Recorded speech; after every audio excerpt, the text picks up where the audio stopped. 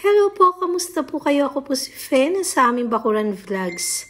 Nandito po ulit ako sa Golden Bloom at dinala po ako ni Sir Bernie dito dahil ibibili daw niya ako ng mga orchids ulit. Yan daw po yung birthday gift niya sa akin. Ito, nandito po tayo ngayon sa mga ringko na orchids. At ayan o, napakarami. Ito naman yung sanggumay. Ito yung isa sa wishlist ko na mabili, yung sanggumay na imported na galing Thailand. Pero hindi po ito yung ID niyan, sa Tulumia po yan. Pero yan po ay sanggumay.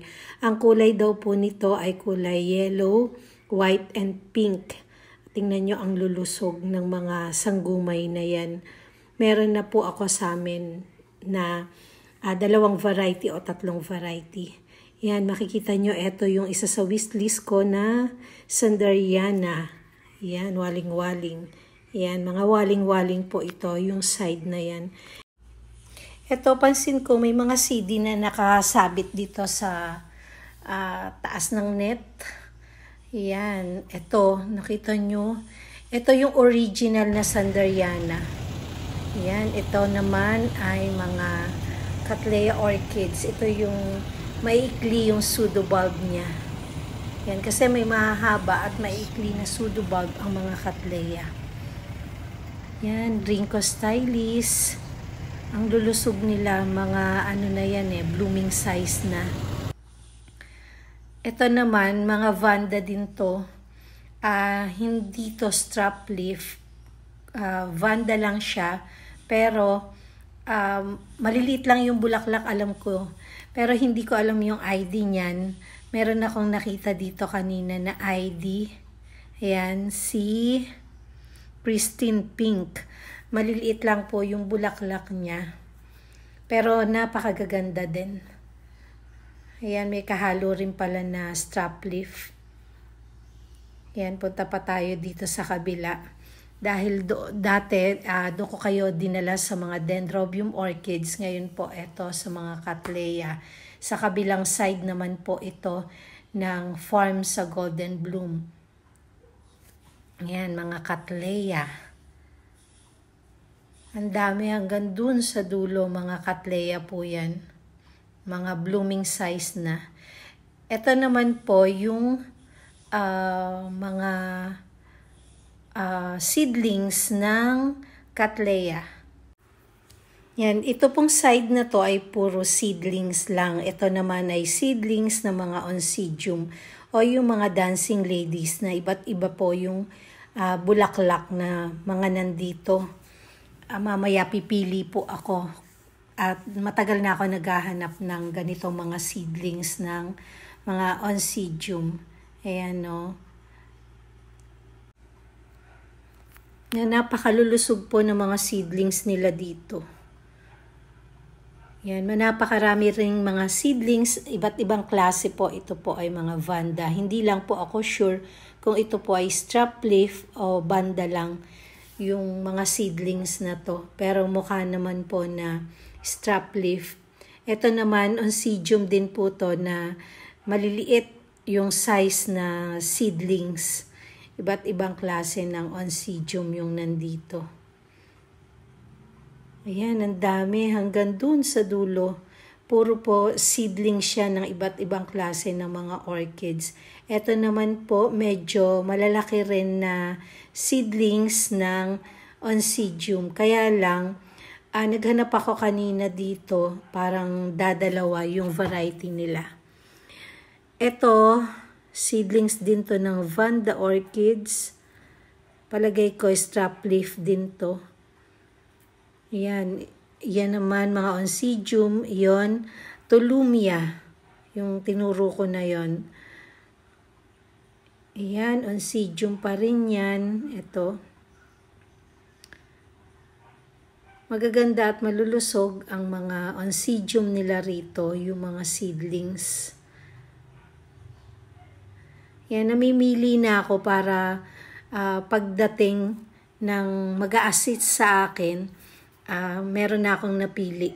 Kasi break time nila ngayon nang dumating kami. Kaya umikot na muna ako dito sa mga seedlings para makapili na ako kung ano-ano yung bibilin ko. Pagdating niya mamaya, magtatanong na lang ako kung magkano yung mga seedlings na yan. Ito, may iba't iba pang klase ng halaman na nandito. Yan, tingnan nyo yung bulaklak ng tulumia. Yan, dati bumili na ako niyan, kaya lang hindi ko nabuhay. Hindi ko alam kung paano mag-alaga ng tulumia. Pero gustong-gusto ko yung bulaklak ng mga tulumia dahil sa gaganda. Para rin siyang mga dancing ladies, yung mga parang mga babaeng nakasaya na kapag humahangin para silang nagsasayaw sa hangin ng mga dalaga. Ayan, tingnan nyo, ang gaganda ng kulay. Ito, Vanda din na seedlings. Ang dami. Talagang mapapawaw ka sa dami ng mga seedlings dito.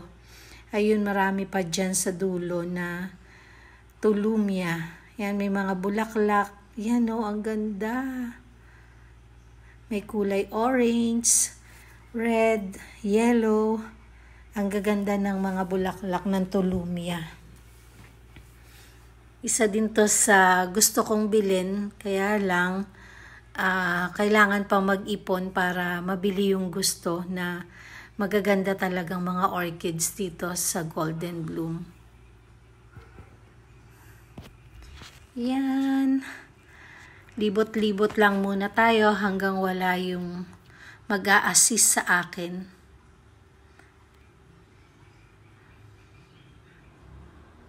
Ayan ang daming magaganda. Nabubusog naman po kayo ngayon. Yung mga mata nyo mabubusog naman ngayon sa mga seedlings at saka mamaya pupunta rin tayo sa mga Mocara orchids dahil doon may bibilin din ako na Mocara. Yan, dito mamimili ako ng 2 piraso. Yan, 2 piraso lang yung bibilin ko, pero alam ko dito mga 150 pesos yung seedlings nila. Yan, yun naman, mga seedlings din yun. Ito, Vanda rin, na iba't ibang klase.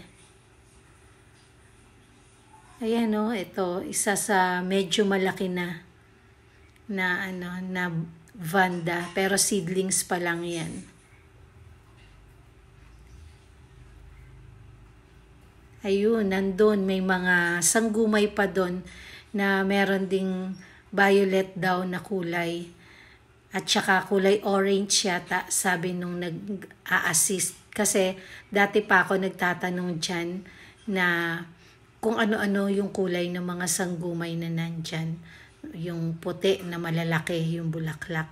Hindi kagaya ng native na sanggumay na maliliit lang na kulay purple. Tapos white na maliliit. Yan po malalaki yung bulaklak. Yan, nandito na po tayo ngayon sa mga strap leaf banda. Ito nga po yung waling-waling, original waling-waling. Ito naman yung fire orchids. At ang lago po ng Hoya nila dito. Tingnan nyo Ayan, ang ganda at ang bango talaga pagdaan nyo. Maamoy nyo. Ito naman, akala ko, Rinco stylist to dahil kamukha ng bulaklak ng Rinco. Pero Vanda din po pala. Etong may bulaklak na to. Tingnan nyo ang ganda Ayan. Ito naman, mga malalagunan na Cattleya na nakatanim sa basket. Yan, ito po bawal yang pasukin dahil may lambat. Yan po ay collection ng may-ari. Ito naman pwede yang bilhin. Ito yung side na to.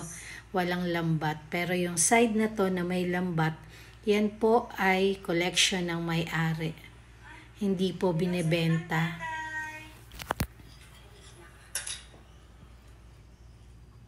Ayan. Ang gaganda. Dito hindi hindi tayo nakapunta nung nakaraan na bumisita ako dito sa Golden Bloom. Ngayon, dito naman tayo sa magaganda at napakaraming strap leaf banda, tsaka iba't ibang kulay. Ito, kulay white. Ayan, titingin tayo ng mga ID nila. Ayan, ang ganda. White, yellow, and pink ang kulay. Yan, yung mga bulaklak, kinakat nila, tinatapon lang sa basurahan. Ito, ang lulusog ng mga strap leaf banda nila. Ang ganda ng kulay ng bulaklak. Ayan. Ito, tingnan nyo ang kulay ng bulaklak nito. Ang ganda, lalo sa personal. Ang dami. Lahat pong ito, puro strap leaf banda po yung nandyan. Ito pa. Yan, ito naman, seedlings po yan ng Sanderiana. Napakamahal po ng Sanderiana. Nagkakahalaga ng 2,500. Yun ang isa sa gusto ko na mabili. Ayan, tingnan nyo. Busog na naman ang mga mata nyo dito sa paglibot natin sa Golden Bloom. Ang gaganda ng bulaklak, Yan. Ito, may nakita ko. Variegated na Hoya. Ito, yung Hindu rope na variegated. Yan ang lagu-lago. Nakasayad lang dyan sa baba. Ayan pa, ito, mga blooming size. Wala pang mga bulaklak to. Pero, nag-promo daw sila. Nasa 600 na lang daw po. Yung mga strap leaf banda na dati po ay 750, ngayon 600. Pero kapag may bulaklak, 750. 650. Tapos kapag may keikis, yun, may dagdag din. Pero ngayon, promo nga po sila, 600 pesos ang isa. Na dati ay 750. Tingnan nyo ang kulay ng bulaklak ko, ang ganda. Ayan, ang ganda. Ito, mga blooming size. Ayun, may tinuturo pa si kuya na magaganda daw dyan. Kaya lang di na ako pumasok. At yun, parang gusto ko yung kulay yellow doon. Yun, yung nandun. At gusto kong yun yung bilin ko. Kulay yellow. Ang dami,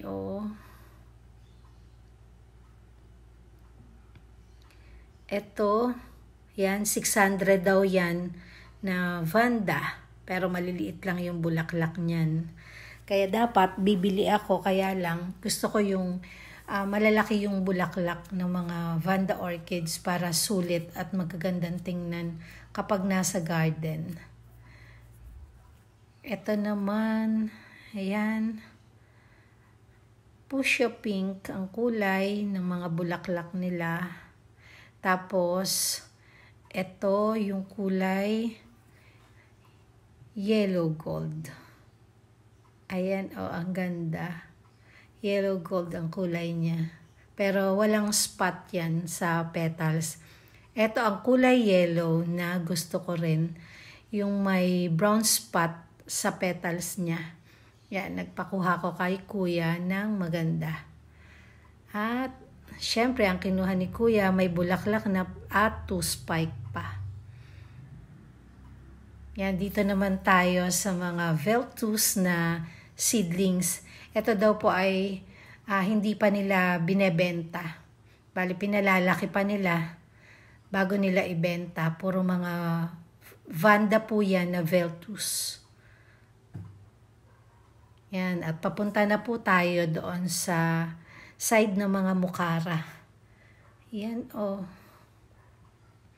maghahanap ulit ako ng ibang klase ng bulaklak ng mukara. Yan, ito daw ay parang dark red ang kulay ng bulaklak, sabi ni kuya. At ito yung isa sa meron na ako na kinain ng suso. Kaya kukuha rin ako niyan, magpapahanap ako kay kuya ng mas maganda. Ito, yan. Dalawa yata yung kinuha ko na yan o isa lang. Eto, yan, may pasulpot na rin na spike.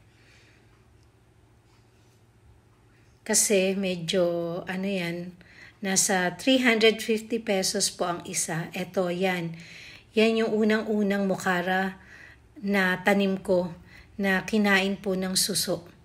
Pero matagal ko rin na inalagaan, mga 3 taon, bago sila kainin ng suso. Kaya ngayon, humanap ako, bumili ako ng ganyang klase at ganyang variety.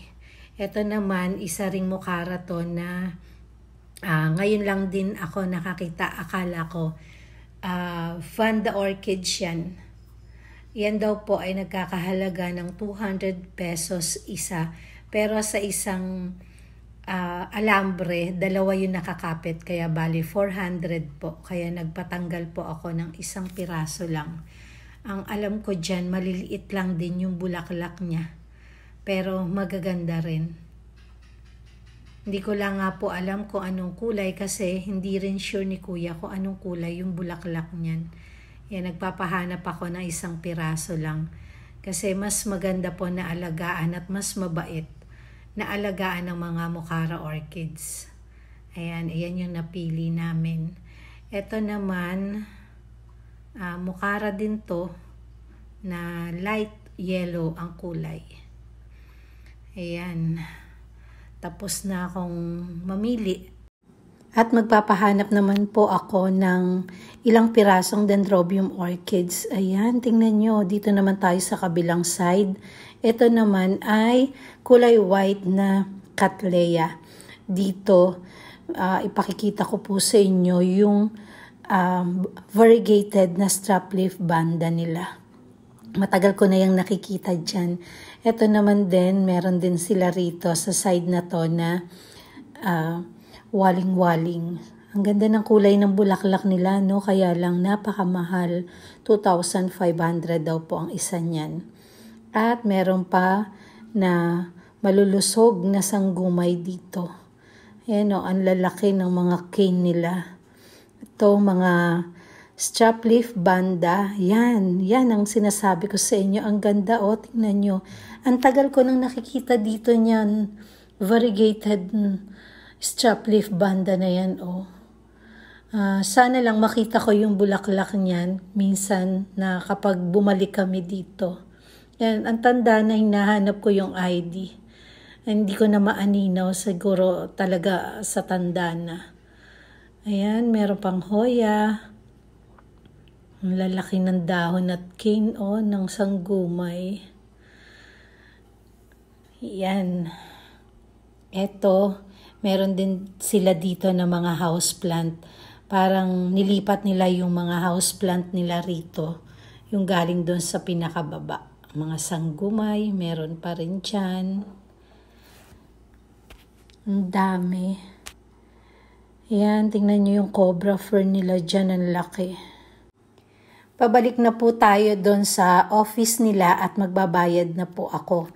Pero nagpakuha pa ako kay kuya ng mga ilang pirasong Dendrobium orchids kasi hindi mawawala yung pagbili ko ng Dendrobium orchids. Lalo na mura ang mga dendro orchids at saka talagang magaganda yung bulaklak at nagtatagal po sila. Maraming salamat po sa walang sawa niyong panonood. Keep safe everyone. God bless.